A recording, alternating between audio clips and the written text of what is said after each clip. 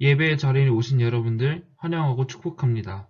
코로나19 상황 가운데 각자의 자리에서 주님을 만나기 위해 힘쓰는 여러분들을 한 번 더 축복하고 환영합니다. 이 시간 가운데 우리의 죄를 고백하는 시간을 갖도록 하겠습니다. 함께 묵도하시겠습니다.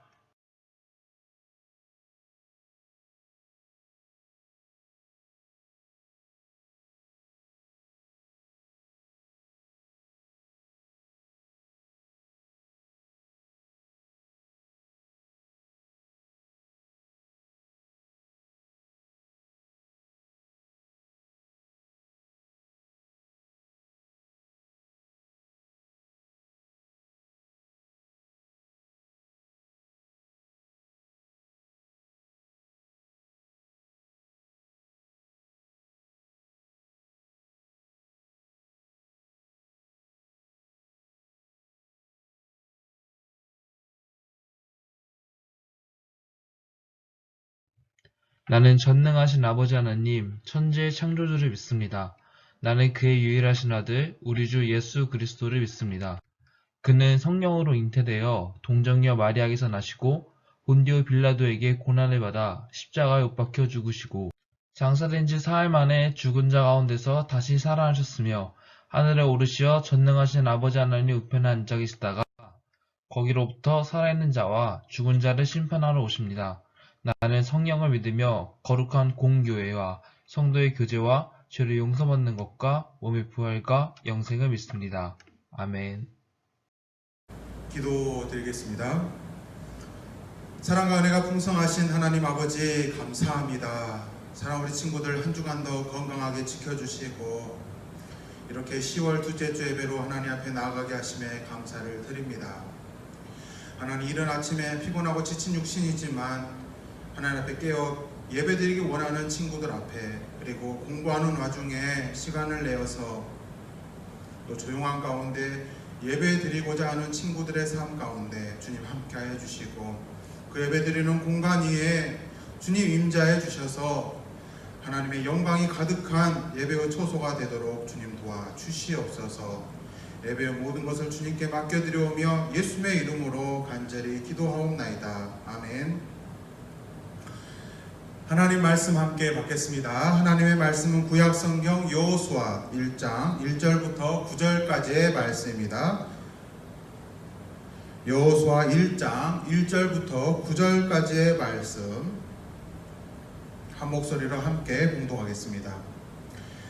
여호와의 종 모세가 죽은 후에 여호와께서 모세의 수종자 눈의 아들 여호수아에게 말씀하여 이르시되 내 종 모세가 죽었으니 이제 너는 이 모든 백성과 더불어 일어나 이 요단을 건너 내가 그들 곧 이스라엘 자손에게 주는 그 땅으로 가라. 내가 모세에게 말한 바와 같이 너희 발바닥으로 밟는 곳은 모두 내가 너희에게 주었노니 곧 광야와 이 레바논에서부터 큰 강 곧 유브라데 강까지 해 족속에 온 땅과 또 해 지는 쪽 대해까지 너희의 영토가 되리라. 내 평생에 너를 능히 대적할 자가 없으리니 내가 모세와 함께 있었던 것 같이 너와 함께 있을 것임이니라. 내가 너를 떠나지 아니하며 버리지 아니하리니 강하고 담대하라. 너는 내가 그들의 조상에게 맹세하여 그들에게 주리라 한 땅을 이 백성에게 차지하게 하리라. 오직 강하고 극히 담대하여 나의 종 모세가 내게 명령한 그 율법을 다 지켜 행하고 우로나 좌로나 치우치지 말라. 그리하면 어디로 가든지 형통하리니 이 율법책을 내 입에서 떠나지 말게 하며 주야로 그것을 묵상하여 그 안에 기록된 대로 다 지켜 행하라. 그리하면 내 길이 평탄하게 될 것이며 내가 형통하리라. 내가 내게 명령한 것이 아니냐. 강하고 담대하라. 두려워하지 말며 놀라지 말라. 내가 어디로 가든지 내 하나님 여호와께서 너와 함께 하느니라 하시니라. 아멘. 할렐루야. 믿음으로 순종하는 삶이라는 제목을 가지고 하나님 말씀을 나누고자 합니다. 여러분 한 주간 잘 지내셨죠? 지난주 말씀 여러분 혹시 생각나십니까? 대다수 이렇게 물어보면 지난주에 내가 어떤 말씀을 들었나 하고 잊어버린 친구들이 굉장히 많더라고요. 지난주 말씀을 한번 떠올려 보세요. 어떤 말씀이었나? 제 기억에는요, 하나님 말씀에 순종할 때 우리가 어떻게 순종할 수 있는가에 대한 말씀이었어요. 특별히 말로써 공동체를 깨트리거나 가족 간의 관계를 해치거나 친구와의 관계를 깨거나, 그렇죠, 말로써 분열시키고 쪼개는 일은 하나님의 뜻이 아니다 그랬어요. 부정되고 원망하고 하나님을 저주하는 일은 하나님의 자녀가 할 행동이 아니다라는 것이었습니다. 오히려 그런 상황에서도 말씀을 묵상하고 말씀을 통해서 이겨내려고 하고, 그 말씀을 통해서 공동체가 하나가 되게 하고, 가정을 품고 회사를 품고, 그렇죠, 학교를 품고 공부하는 것 가운데 하나님 말씀으로 승리하게 하는 것. 그래서 마음을 모아서 하나님 앞에 순종하는 사람이 되자 하는 골자의 말씀을 함께 나눴습니다. 오늘 말씀도요, 그 말씀에 이어서 두 번째 연장선에 있는 말씀입니다. 오늘 말씀은요, 지난주 말씀에 이어서 역대기로 보면 40년 뒤의 말씀이에요. 그 당시에 그 사건이 있었고, 그리고 40년 뒤에 오늘 본문의 말씀이 그 내용이에요. 오늘 말씀을 간략하게 설명하자면요, 불순종하고 공동체를 깨뜨렸죠. 10명의 정탐꾼들이 이 하나님의 그 약속의 땅을 볼 때 그 땅을 사실인과 거짓을 교묘하게 섞어서 어떻게 했습니까? 악평했잖아요. 그래서 그 땅에 들어가면 다 죽어. 그러면서 그 땅은 거주민들을 삼키는 땅이야. 그 사람들을 보면 우리는 메뚜기와 같아. 전쟁하면 무조건 죽을 수밖에 없어. 그러면서 모든 사람들에게 그런 안 좋은 말을 퍼뜨려서 어떻게 합니까? 그렇죠. 결국은 그 땅을 정복하지 못하고 하나님을 원망하고 저주함으로 말미암아 어떻게 됩니까? 쫓겨나게 되죠. 다시 쫓겨나서 40년 동안 광야 생활을 다시 하게 되는 거예요. 이들은요, 이 쫓겨난 이스라엘 백성들은 이 40년 동안 광야에서 다시 교육을 받습니다. 누구의 교육을 받습니까? 하나님의 말씀으로 교육을 받아요. 1세대 이스라엘 백성들은 뭐라고 했습니까? 지난주에 말씀에 보면 그 땅은 거주민을 삼키는 땅이어서 그곳에 들어가면 내 자손들도 다 죽게 돼 그랬어요. 근데 신기하죠. 이 광야 생활하면서 하나님께서 1세대의 사람들은 다 떠나고 그 죽을 거라고 생각했던 자손들만 살아남아가지고 다시 지금 이 역사의 현장 속에 다시 그 출발점에 서게 된 거예요. 그들은 죽는다고 말하는 그 자손들이 살아서 이제 땅을 점령하기 바로 직전의 상황 가운데 와 있다라는 겁니다. 이제는 노예 생활을 경험하지 않는 세대만 남았어요. 그리고 그때 당시에 그 땅을 악평했던 10명의 정탐꾼들, 지도자들은 죽고 남은 두 사람이 누구였죠? 그렇죠. 여호수아와 갈렙만 남았어요. 이 두 사람이 이스라엘의 지도자가 되어가지고 이 어린 다음 세대를 이끌고 지금 전쟁하기 전에 지금 그 출발점에 다시 서 있었어요. 40년 전에 자신의 부모들이 그 땅 앞에 서 있었던 것처럼 이들이 지금 그 땅을 정복하기 전에 지금 서 있는 겁니다. 하나님이 주신 가나안 땅 앞에 다시 서게 되었어요. 여러분 기분이 어떨 것 같습니까? 40년 전에는 포기하고 주저앉아서 뒤돌아섰던 그 땅, 하나님이 주시겠다고 약속했던 그 땅이지만 믿음으로 정복하지 못하고 돌아서야만 했던 그 아쉬웠던 그 땅을 보고 있는 여호수아와 갈렙의 마음은 어떨까요? 그리고 모세가 죽고 그의 후계자 눈의 아들 여호수아가 지도자가 되었을 때 하나님께서 주신 말씀이 바로 오늘 여호수아 1장 1절부터 9절까지의 말씀입니다. 여러분, 이 말씀을 통해서 우리는 무엇을 배울 수 있을까요? 첫 번째로, 믿음은 발로 밟는 순종이 있을 때만 축복으로 나타난다라는 겁니다. 믿음은 발로 밟는 순종이 있어야지 축복으로 나타난다라는 거예요. 3절 말씀 볼까요? 우리 3절 말씀 보고 우리 다 같이 함께 읽어보겠습니다. 시작. 내가 모세에게 말한 바와 같이 너희 발바닥으로 밟는 곳은 모두 내가 너희에게 주었노니. 그렇죠. 발바닥으로 밟은 땅을 하나님께서 주었다라고 말을 하고 있어요. 그냥 땅을 준 게 아니라 너가 땅을 밟았을 때 그 땅을 줬다라는 거예요. 하나님께서는 이스라엘 백성들이 가나안 땅에 들어가서 그들이 발바닥으로 스스로들이 밟는 곳을 다 그들에게 주시겠다라고 하나님께서 약속하고 있는 말씀입니다. 즉 하나님께서는 가나안 땅을 이스라엘 백성들에게 주시겠다고 약속하고 계세요. 근데 이것은요, 많은 것을 떠올리게 하는데, 여러분 혹시 최근에 그런 말 들어봤는지 모르겠어요. 최근은 아니지만 한때 유대인의 교육 방법 해가지고 유명한 책이 있었는데, 그곳에 보면 이런 구절이 있어요. 유대인들은요, 물고기를 잡아서 주는 것이 아니라 물고기를 잡는 방법을 후대에게 교육한다, 이런 말이 있어요. 그렇죠. 물고기를 잡아서 주는 게 아니라 잡는 방법을 가르친다라는 거예요. 이 말은 무슨 말입니까? 이스라엘 백성들은요, 그 약속을 믿고 어떻게 합니까? 그 약속의 땅을 각 지파별로 분배하기 시작했어요. 어떻게 설명할 수 있을까요? 한번 떠올려 보세요. 이 앞에 보드판이 있으면요, 이스라엘이 점령할 땅을, 이스라엘 땅을 전체적으로 그려요. 그리고 12지파별로 나누겠죠. 12개로 나눴어요. 근데 신기한 게 이 땅을 점령하고 나누지 않았어요. 우리가 보통 상식적으로 생각하면 땅을 점령한 후에 12개의 경계를 나눠 가지고 지파별로 나눠 가질 텐데, 그렇지 않았다라는 거예요. 점령하기 전에 믿음으로 땅을 그리고 그 땅을 경계선을 표시하고, 너는 이 땅을 점령해, 너희 지파는 이곳을 점령해, 너희 지파는 이곳을 점령해 라면서 지금 땅을 분배하고 있었다라는 거예요. 정복되지도 않은 땅임에도 불구하고 하나님 말씀을 신뢰해가지고 이들은 분배하고 그 땅을 정복해서 차지하게 됩니다. 야, 여러분 놀랍지 않으세요? 40년 전에는 어땠습니까? 이 믿음의 경지까지 가지 못했어요. 점령해, 내 너희들에게 줄게 라고 하나님께서 약속했음에도 불구하고, 아유 우리는 못합니다. 아이고 저렇게 대단한 땅에 우리가 어떻게 들어갑니까? 우리는 들어가면 죽습니다. 하나님보다 세상을 더 보고 어떻게 했습니까? 뒤돌아섰잖아요. 그런데 지금 어떻습니까? 40년 만에 이렇게 상황이 바뀌게 되었어요. 여러분, 이 말씀은 어떤 뜻입니까? 가나안 땅은요, 하나님의 약속의 땅으로 이스라엘 백성에게 선물로 주시겠지만 거저 주는 것이 아니었어요.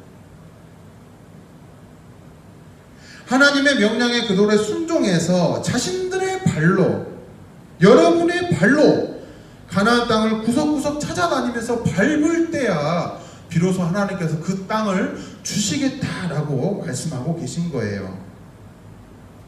40년 전에 이스라엘 백성들은 가나안 땅에 들어가는 것을 주저했어요. 그 입구까지 와놓고 들어가기만 하면 되는데 포기해버렸잖아요. 낙심해버렸잖아요. 온갖 핑계를 대며 그 땅에 대해서 악평했어요. 마치 먹지도 않는 감을 보면서, 아 저거는 떫을 거야, 저것을 먹으면 오히려 나에게 해로울 거야, 그러면서 생각하고 있었던 것처럼 하나님이 주신 선물임에도 불구하고 그렇게 악평해서 스스로를 포기하게 만들고 돌아서야 했던 이스라엘 백성들. 하지만 이제는 그들은 광야 생활과 훈련, 이 40년의 이 시간을 통해서, 이 교육의 시간을 통해서 어떻게 됩니까? 온전한 믿음으로 성장하게 되었어요. 그리고 하나님께서는 오늘 본문의 말씀처럼 여호수아에게 말씀하고 계시잖아요. 너희가 발바닥으로 밟는 곳을 내가 너희에게 주겠다. 40년 전과 같이 주저앉겠느냐? 아니면 이제는 정말로 내 말을 신뢰함으로, 순종함으로 발바닥으로 밟고 나아가겠느냐? 하나님께서 지금 이스라엘 백성들에게 다시 되묻고 계신 거예요. 그리고 여호수아는 하나님 말씀에 순종해서 어떻게 합니까? 이스라엘 장로들을 불러 모았어요. 모여라, 하나님 말씀하셨다. 땅을 분배하기 시작합니다. 정복하지도 않는 땅을 분배하기 시작해요. 믿음으로 분배합니다. 여기서 핵심은 무엇입니까? 정복하고 땅을 나누지 않았어요. 정복하기도 전에 미리 지파별로 순서를 정해서 땅을 선택하도록 해서 정복하도록 하게 했다라는 겁니다. 여기서 핵심은 뭡니까? 믿음으로, 그들의 믿음에 따라서 얻어지게 했다라는 거예요. 여기서 배울 수 있는 점은요, 그 땅을 대하는 믿음의 자세였어요. 생각해 보세요. 40년 전이나 지금이나요, 그 땅에 대한 것은요 크게 변하지 않았어요. 그때와 마찬가지로 어떤 곳은 난공불락의 요새가 자리하고 있어서 여전히 지금 볼 때에도 점령하기 힘든 땅이 많았어요. 그리고 또 어떤 곳은요, 이 네피림의 후손으로 가득한 신장과 몸이 거대한 아낙 자손들이 다스리고 있는 땅이 또 있었어요. 어떤 곳은요 어떻습니까? 철기 문화와 이 무기가 발달해가지고 이 최첨단 무기로 가득한 땅도 있었어요. 여전히 40년이 지난 지금이나 그 전이나 크게 달라진 점은 없었습니다. 여전히 그들은 강했고 여전히 들어가기 힘든 곳이었어요. 과거와 현재 크게 달라진 점이 없었습니다. 중요한 건 뭐가 달라진 겁니까? 하나님을 향한 믿음이 달라졌어요. 누가? 이스라엘 백성들이. 이러한 현실을 대하는 이 믿음의 자세는요, 지파별로 다 달랐다라고 성경이 기록하고 있어요. 성경은 냉정하게 이야기합니다. 지파별로 어느 지파는 믿음이 컸고 지파별로 어느 지파는 믿음이 적었다라고 냉정하게 평가하고 있다라는 거예요. 믿음의 수준이 달랐다라는 거예요. 어떻게 달랐을까요? 여호수아 14장 8절부터 14절에 보면요, 이 유다 지파였던 갈렙이 이렇게 고백을 하고 있어요. 내 나이 40에 여호와의 종 모세가 나를 보내서 정탐하게 할 때 나는 이 일을 성실하게 감당했습니다. 나는 그 정탐하던 때를 지금도 기억합니다. 지금 몇 살이겠어요? 갈렙이 40년 전이니까 85세라고 기억하고 있어요. 85세. 40년이 지났잖아요. 45세 때 정탐했어요. 그때를 기억한다라는 겁니다. 누가? 갈렙이. 나와 함께 올라갔던 다른 형제들은 백성들의 간담을 높게 해서 백성들을 찢어지게 만들었지만 나는 여호와 앞에 충성하였고 모세에게 맹세하여 내가 내게 하나님 앞에 충성하였은즉 내가 밟는 그 땅을 영원히 너와 네 자손이 기업이라 한 그 말씀을 내가 지금도 믿고 있다. 내가 하나님 말씀을 지금 순종한다. 이렇게 고백하고 있는 겁니다. 이제 보십시오. 광야에서 비록 방황하였지만 여호와의 말씀대로 이 45년 동안 나를 더 생존하게 지금 하셨습니다. 내가 지금 85세인데 모세가 나를 보내던 때와 같이 내가 지금도 여전히 육체와 마음이 젊습니다. 놀랍지 않습니까? 85세 먹은 할아버지 입에서 나온 말이에요. 그때나 지금이나 나는 같다라는 겁니다. 하나님 안에서 몸과 마음이 지금 전쟁에 나가기에 부족함이 없습니다. 지금도 싸울 수 있습니다. 그러면서 이렇게 고백하죠. 여호수아를 향해서 저 산지를 내게 주십시오. 우리 지파에게 주십시오. 여러분 혹시 이 찬양 들어봤습니까? 이 산지를 내게 주소서. 그 있잖아요, 찬양. 이 산지를 지금 내게 주옵소서.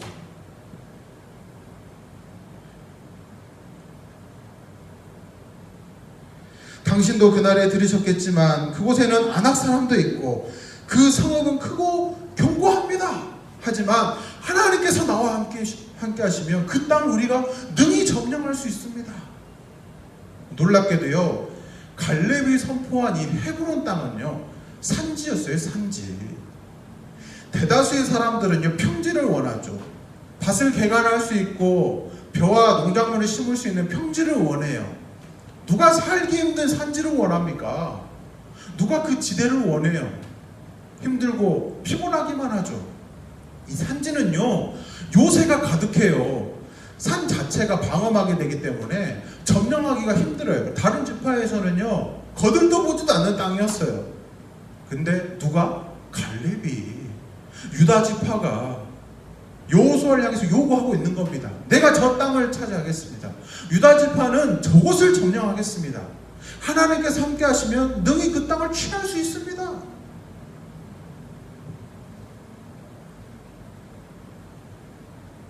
여호수아가 갈렙을 위해서 축복하고 헤브론을 기업으로 삼게 했어요. 그리고 믿음대로 갈렙과 유다 지파는 그 헤브론을 취해서 자기 지파의 기업으로 삼았습니다. 여호수아 17장 14절의 말씀에 보면요, 에브라임 지파에 대해서 이야기하고 있어요. 이들은요 눈의 아들 여호수아와 같은 지파 사람들이에요. 여호수아는 에브라임 지파 사람입니다. 에브라임 지파의 장로가 찾아와서 여호수아에게 요구해요. 여호수아여, 우리 에브라임 지파는 당신이 알다시피 거대한 지파입니다. 이 땅으로는 감당하지 못합니다. 백성들이 너무 많아요. 왜 이렇게 말했습니까? 여호수아를 향해서 도와달라고 요청하고 있는 거예요. 너 우리 지파 사람 아니냐? 팔은 안으로 굽지 않냐? 좀 도와줘라. 우리 지파 사람 이렇게 많은데 이 땅 가지고 되겠냐? 여호수아가요? 어떻게 했을 것 같아요? 아, 같은 지파니까 우리들끼리 잘해보자 이랬을 것 같으세요? 안 그랬어요. 거절해버립니다. 그 땅을 스스로 개척해라. 너희에게 준 그 땅 옆에 빈 땅을 너희 스스로가 개척해서 너희의 지파의 땅으로 삼아라. 나는 어떤 도움도 주지 않겠다고 딱 잘라버립니다.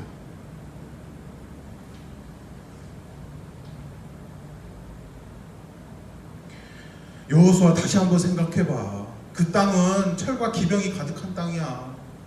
우리 힘만으로는 개척하기 힘들어. 도와줘.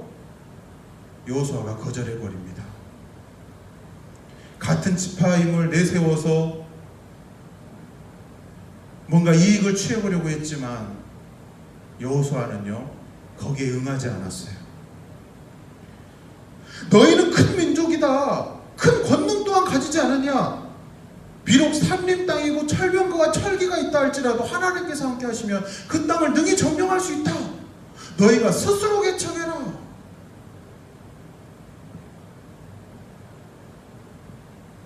그리고 남은 7지파에 대해서 이야기하는데요, 그 7지파가 땅을 차지하지 못했다 그래요. 그때까지도 땅을 차지하지 못했대요.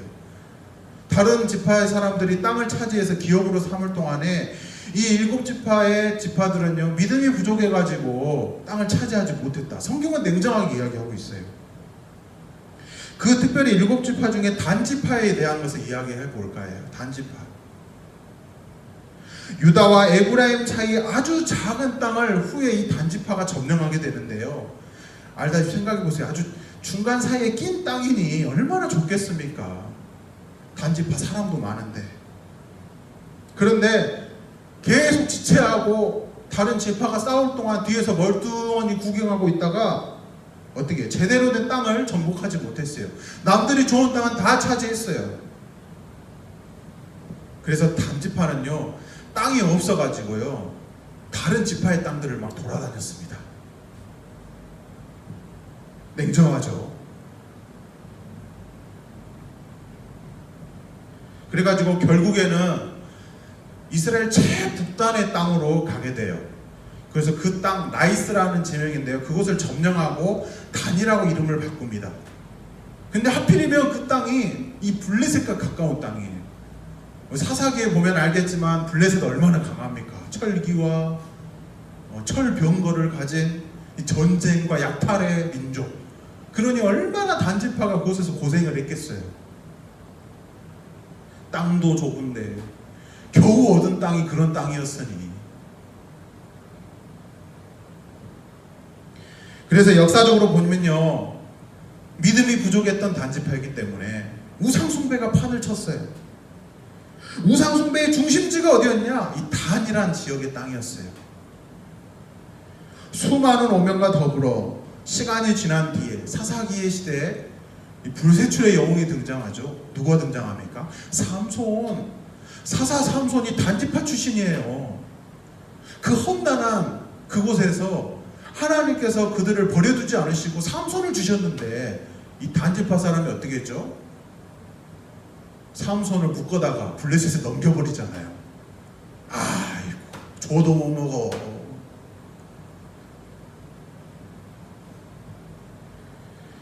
이에 대해서 많은 역사학자들이, 성경학자들이 뭐라고 이야기하냐면 단지파가 믿음이 부족했다, 이렇게 냉정하게 평가를 합니다. 처음 말씀하신 대로, 하나님이 주신 말씀대로 자신들이 분배받은 땅을 온전하게 그때 힘들더라도 정복했더라면 그와 같은 역사가 되었겠습니까? 아니었겠죠. 주저하고 머뭇거렸던 것이 이러한 영적인 흐름으로 나타나서 우상 숭배의 중심지가 되게 하고, 하나님이 그들 민족을 불쌍히 여겨가지고 보내주신 사사 삼손마저도 적국에게 팔아버리잖아요. 넘겨버리잖아요. 사랑하는 친구들, 어쩌면 우리도 이와 같은 상황을 맞이할 수 있어요. 오늘 우리의 상황도 비슷하다고 말할 수 있어요. 여러분, 공부하고 싶으나 어떻게 해요? 물질의 어려움이나 가정의 형편상 공부를 지속하지 못하고 포기하는 사람들이 너무 많아요. 마음에 열정은 있으나 상황이 안 돼서 포기해버려요. 꿈이 있지만 포기하는 친구들이 더러 있습니다. 내 꿈과 비전은 이것인데 어떤 방해로 인해서, 상황적인 어려움으로 인해서 쉽게 포기해버리는 사람들이 너무 많아요. 그러나 여러분, 분명한 것은 포기하기엔 여러분의 나이가 너무 젊지 않아요? 요즘에 이런 말이 있잖아요. 나이가 깡패인데. 여러분요 10대잖아요. 뭘 해도요 다 할 수 있는 나이예요. 이것이 안 된다고 포기하고, 저것이 안 된다고 포기하고, 언제까지 비교만 하고, 언제까지 포기하고 낙심하면서 주저앉아 버릴래요. 아, 우리 부모님은 이것도 못 해줘. 내 친구 부모님은 이렇게 해주는데, 아, 나의 삶은 왜 이렇게 비참하지? 여러분, 비참한 와중에 있는 사람이라 할지라도요 충분히 일어설 수 있어요. 여러분은요 너무 어린 나이에요. 포기하지 마세요. 왜 삶을 포기하려고 합니까? 왜 끝을 내려고 해요? 왜 하나님은 없다고 하면서 하나님에서 원망하고 저주하세요? 여러분, 편한 것만 찾으려고 하면요 얻을 수 없어요. 쉽게 얻어지는 것은요 쉽게 이루어지는 것이 진리입니다. 편하게 얻어지는 건요 편하게 잃어버려요. 쉽게 잃어버려요. 왜? 내가 힘들게 얻어보지 않았으니까 쉽게 놓쳐버린다라는 거예요.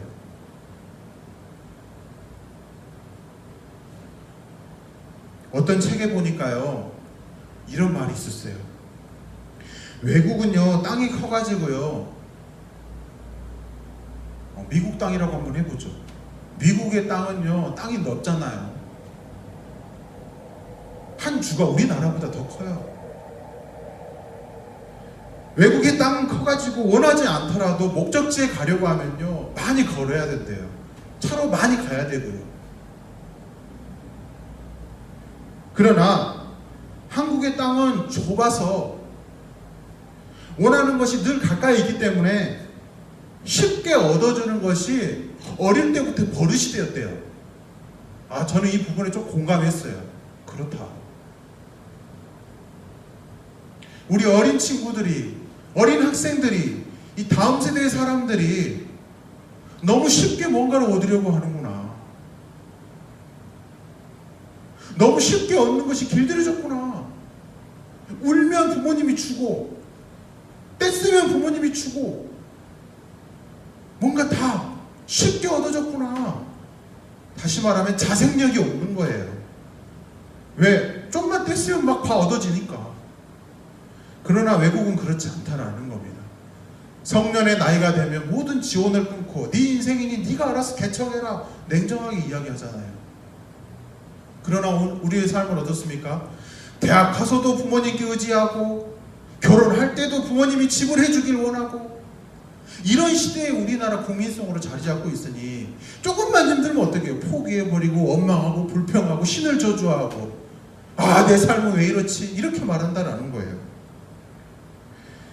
다시 말하면 지금 우리에게 필요한 것은 이 프론티어 정신이 없다라는 겁니다. 개척 정신이 없어요. 어쩌면 우리도 이런 믿음과 정신이 부족한 것은 아닌지 생각해 보게 됩니다. 말로는 하나님의 말씀 앞에 순종해가지고 하나님 말씀을 의지해서 인생을 산다라고 고백은 해요. 하지만 어떻습니까? 막상 현실 앞에 서면 어떻게 돼요? 하나님 말씀 다 잊어버리죠. 실제의 삶은 어때요? 믿음으로 사는 게 아니라 현실의 삶대로 흘러가 버립니다. 쓸려가 버려요. 사랑하는 친구들, 하나님께서는 이스라엘 백성들을 향해서 순종과 믿음을 요구하셨어요. 나의 말을 믿음으로 순종함으로 말미암아 도전해서 앞으로 나아갈 수 있느냐? 걸어갈 수 있느냐? 아니 뜀박질까지 할 수 있느냐?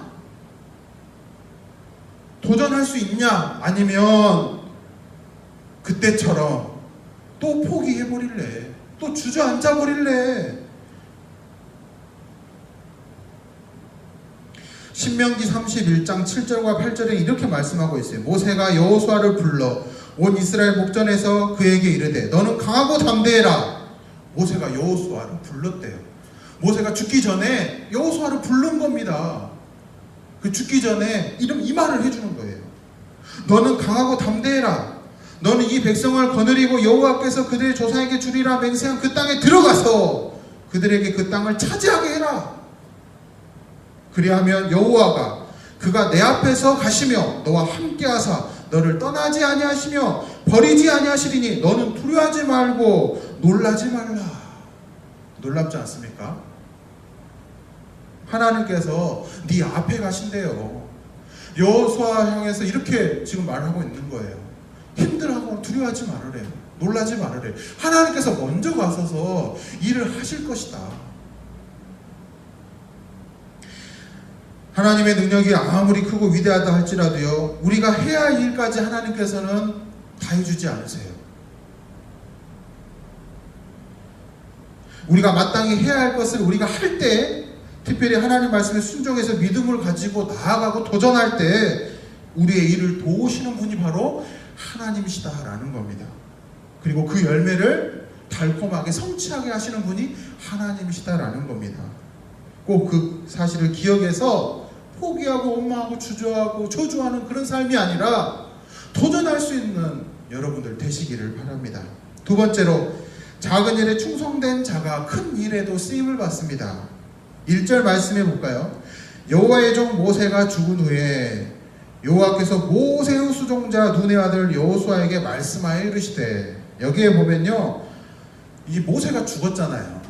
이스라엘 백성들의 지도자가 된 여호수아 앞에 수식어가 붙는데 그게 뭐였냐면요, 모세의 시종, 모세의 수종자 이렇게 표현하고 있습니다. 시종이라는 말이 뭡니까? 수종자라는 말이 뭐예요? 여러분 쉽게 말하면 시다발이에요. 시다발이. 여호수아가요 모세의 시다발이었어요. 굳은 일 잡일 다 한 사람이었어요. 모세가 시키면 시킨 대로 다 하고. 그런 시다바리가 이스라엘 백성들의 지도자가 되었으니 얼마나 이슈거리였겠습니까? 어쩌면 이스라엘 안에는요, 이 여호수아보다도 더 똑똑한 사람들이 많았겠죠. 더 많이 배운 친구들도 많았을 거예요. 당장 볼 때 갈렙도 있잖아요. 왜 갈렙이 이스라엘의 지도자가 된 게 아니라 여호수아가 지도자가 됐을까요? 이 안에는 놀라운 하나님의 섭리가 있어요. 특별히 여호수아는요, 이 모세 앞에 충성했다라고 평가하고, 충성. 여호수아는 모세의 시종으로 모세를 하나님처럼 섬겼대요. 모세가 자신한테는 하나님이었던 거예요. 그래서 모세가 무슨 말을 하면요, 뒤도 안 돌아보고 순종했던 거예요. 순종했던 겁니다. 그래서 자기에게 시킨 일을 충성스럽게 감당했어요. 모세가 이 시내산에 올라가서 하나님 앞에 십계명 받을 때예요. 기간이 오래 걸렸어요. 모세의 누나도 모세의 형도 이스라엘 백성들도 다 모세로부터 등을 돌려가지고 이 송아지를 만들 때 여호수아는 어디에 있었을까요? 그들과 함께 했을까요? 아니죠. 모세가 내려올 동안 모세만 바라보면서 기다리고 있었던 사람이에요. 그들과 어울리지 않았어요. 그들의 뜻에 동참하지 않았어요.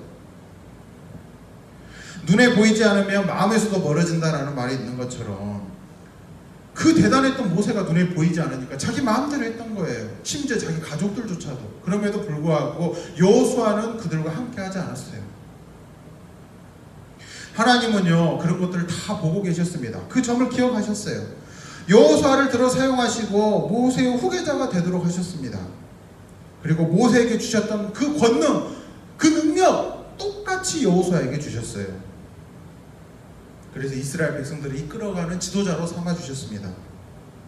순종에 관한 한 영화가 있는데요, 2011년도 한국 영화입니다. 야구에 관한 주제의 영화인데요.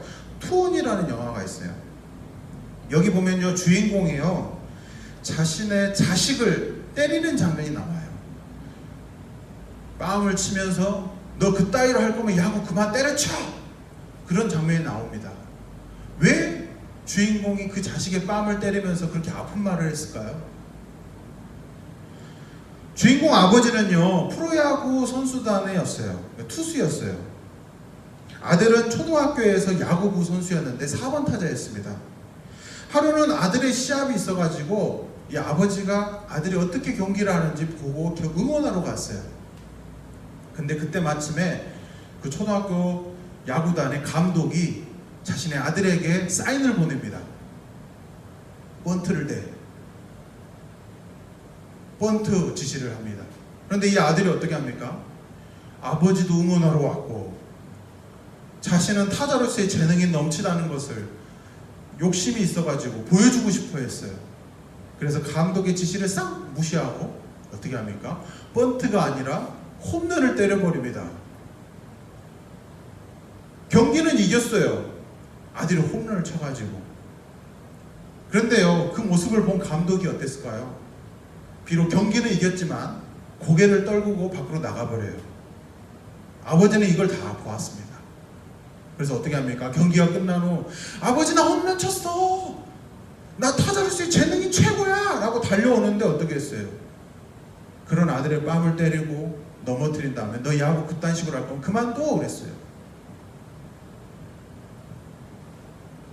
왜 그랬을까요? 훌륭한 선수는요, 이 감독의 뜻대로 잘 움직이는 선수예요. 야구라는 스포츠는요, 개인의 재능과 능력도 중요하지만 더 중요한 것은 이 공동체 스포츠라는 점에서 그 팀을 이끌어가는 감독의 뜻이 더 중요한 스포츠이기도 합니다. 다시 말하면 하나님의 나라에서는요, 누가 이끌어가죠? 이 나라를? 하나님이 이끌어갑니다. 하나님이 이끌어간다는 점에서 제일 중요한 것은 하나님의 말씀 앞에 순종하는 사람이라는 거예요. 하나님은 그런 사람을 들어서 사용하신다라는 겁니다. 마찬가지겠죠. 재능이 아무리 많고 지식이 아무리 가득 차 있고 지혜로운 사람이라 할지라도 능력이 많고 유능하고 그걸 뛰어넘어서 참 대단한 사람이라 할지라도 결국은 다 인간이에요. 거기서 거기라는 거죠. 하나님 앞에 충성할 수 있는 사람, 하나님 말씀 앞에 순종할 수 있는 사람, 하나님께서는 그런 사람을 들어서 세상을 바꿔나가십니다. 어떤 상황에서도 흔들리지 않고 하나님 말씀만을 바라볼 수 있는 사람, 상황은 이렇게 휙휙휙 지나가고 바뀌어가는데 그런 상황에서도 흔들리지 않고 하나님만을 바라볼 수 있는 사람을 하나님께서는 기뻐하시고 그런 사람을 하나님께서는 들어서 사용하신다라는 겁니다. 여호수아는요, 모세에게 충성했던 것처럼 이제는 하나님 앞에 충성했습니다. 그래서 여호수아 24장 29절의 말씀에 보면 이 여호수아가 눈을 감을 때, 죽을 때 하나님께서 이렇게 평가하고 있어요. 여호수아 그가 죽을 때 여호와의 종으로 수식어가 바뀝니다. 그 전에는 모세의 수종자, 그래서 1절에 이렇게 평가하고 있는데 여호수아가 죽을 때는요, 그 수식어가 하나님의 종으로 바뀌었어요. 여호와의 종 여호수아가 눈을 감았다. 그 이유가 무엇이겠습니까? 평생에 모세에게 한 것처럼 하나님 말씀 앞에 충성했기 때문에 하나님께서 여호수아에게 이런 평가를 내리셨다라는 거예요. 이제 말씀을 정리하고자 합니다. 믿음은요, 발로 밟는 순종이 있어야지 축복으로 나타납니다. 그리고 작은 일에 충성된 사람이 큰 일에도 쓰임을 받습니다. 오늘 주신 말씀을 여러분 꼭 기억하시고 하나님 앞에 순종함으로 말미암아 믿음으로 앞으로 걸어 나가시는 저와 여러분들 되시기를 주님의 이름으로 축복합니다. 기도하겠습니다. 사랑의 하나님, 이 시간 주님의 말씀을 생각하며 기도하기를 원합니다. 우리에게 허락하신 귀한 땅, 귀한 기업을 주셨음에도 우리가 믿음으로 나아가지 못하고 하나님 말씀 앞에 순종하지 못하고 주저하고 있지는 않은지 이 시간 반성하고 회개합니다. 현실적인 것으로 불가능한 것으로 보고 지체하며 주저앉아 버렸던 단지파처럼 믿음 없는 삶을 살지는 않았는지, 불신앙적인 모습으로 살지는 않았는지 생각해 봅니다. 갈렙에게 주셨던 귀한 믿음으로 말미암아 순종하고 앞으로 나아갈 때 약속의 기업을 온전하게 얻는 그 모습대로 저희들이 살아가게 하여 주옵소서. 쉬운 것만, 편한 것만 생각하지 않게 하시고 하나님이 주신 말씀 앞에, 비전 앞에 프론티어 정신으로 나아갈 수 있는 귀한 믿음 허락하여 주옵소서. 하나님, 특별히 고3 친구들을 위해서 기도하기를 원합니다. 어려운 시기 속에서 주님 입시를 준비하고 있습니다. 수시 모집 기간 동안 최선을 다하게 하시고 좋은 결과 있도록 주님 은혜를 베풀어 주시옵소서. 아직 꿈과 비전이 확실하지 못해서 고민하고 있는 친구들 많습니다. 그런 친구들의 마음속에도 동기부여를 허락하여 주시고 귀하고 복된 비전 품게 하셔서 열심히 노력할 수 있도록 주님 도와주시옵소서. 하나님 아버지, 어려운 시기에 공부하고 있는 친구들 한 사람 한 사람을 기억하여 주시옵소서. 지치지 않게 해주시고 공부하는 것 가운데 지식만 채워지는 게 아니라 지혜도 갖도록 은혜를 베풀어 주셔서 혼란의 시대에 시대를 분별할 수 있는 주님의 자녀로 자라나게 하여 주옵소서. 이 모든 기도를 예수님의 이름으로 간절히 기도하오며, 지금은 우리 구주 예수 그리스도의 은혜와 하나님 아버지의 무한하신 사랑하심과 성령님의 동행하심이 믿음으로 앞으로 도전하고자 하는 모든 친구들 위해 영원토록 함께 하옵시기를 간절히 축원하옵나이다. 아멘.